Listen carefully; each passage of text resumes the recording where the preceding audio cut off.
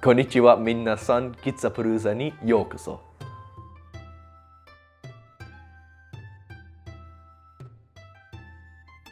Hello everyone, this is the Li'l Git, otherwise known as Carl, here on Gitsapalooza, and I'm going to be doing a little kind of build video tips and tricks for you. So first things first is we're going to be building the small Minka A today. This is a part of set of terrain that my dad had on his last video, and so I thought I'd show you guys some of the tricks I have to building a bunch of this stuff pretty quick. So without further ado, let's get started. The things we're going to need today for tools are either an X-Acto knife or some sort of sharp implement. This is what I could find. Regular, just Elmer's glue, and then super glue, and then of course your pieces. So I'll be back with cutting. Okay, so here we are with cutting. The first thing we're going to start is with the heavy wood stock. So with the laser print stuff, especially when it's good, you don't need any tools to do this. You can just pop it out. Pretty straightforward. Just be careful that you don't rip it too much, is that if you just press forward, sometimes that seam you'll get a crease or something, but if you're just careful, sometimes you can wiggle it or pinch it a bit and it comes off just fine.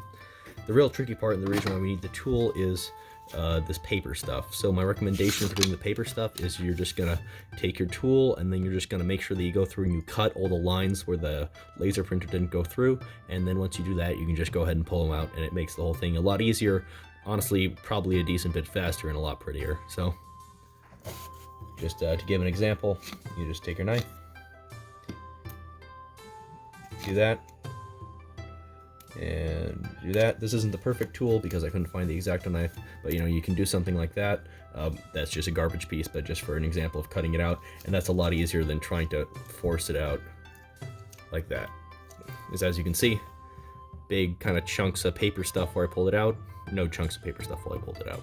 So just do that for everything, and I'll get back with actually putting it all together. Hey there, a little side note I found when pulling out my pieces is that generally you can get these things out pretty well, but when they're smaller, they can be a little tricky because you have less leverage.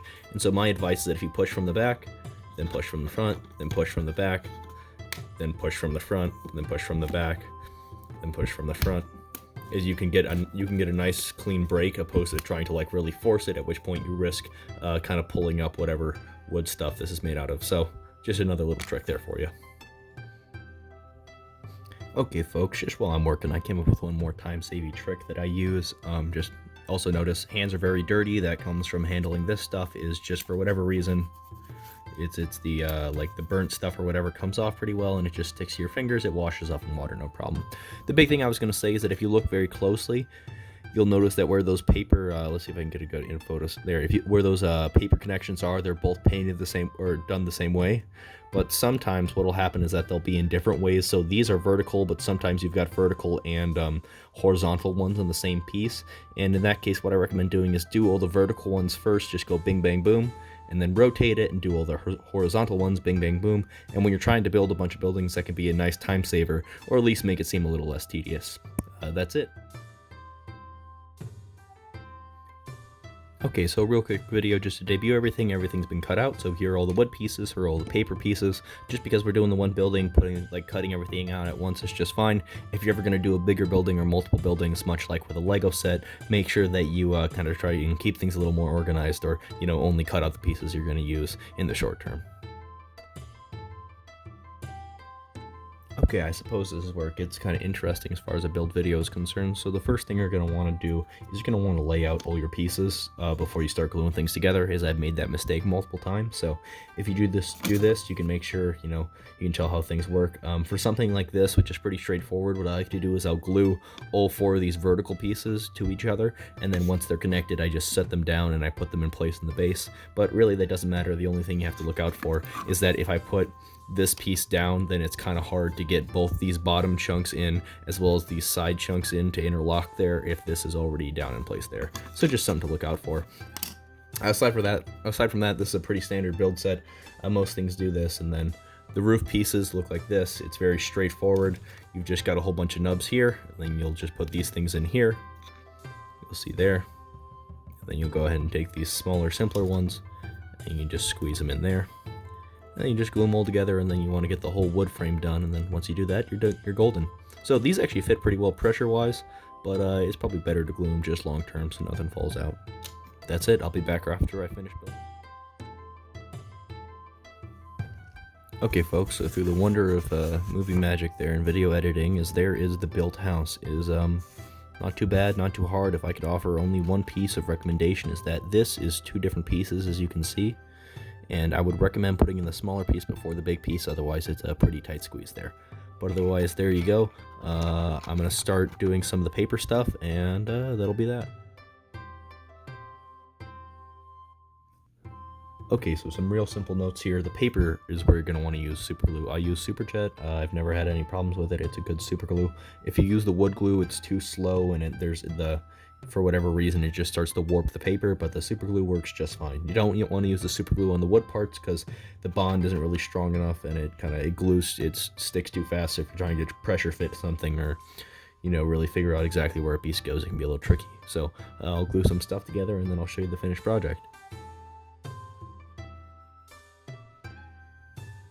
Okay, things to note while building. So as you can see, the roof has a curve to it, but this is more or less, or was straight before I bent it, so just give it a little curve just by squeezing it, kind of tamping down in the middle there, and that'll help to squeeze it in so you can actually glue it on. The other thing to note is when I did the door, this is the finished project, just glue around the edges there. You don't need to glue any of the center stuff. It's just kind of a waste of glue and a waste of time, because as long as you get those edges down, it'll do everything you need it to do. Alright folks, there we go. That's the finished product there. So there's the roof, as you can see, fully detachable.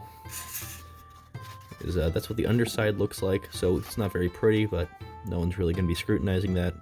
As you can see, I got the thing to stick down. I was having a little trouble with the glue, so I actually used this zip kicker, which is really handy glue accelerant. So that was nice because I was able to speed that up. So I got the roof.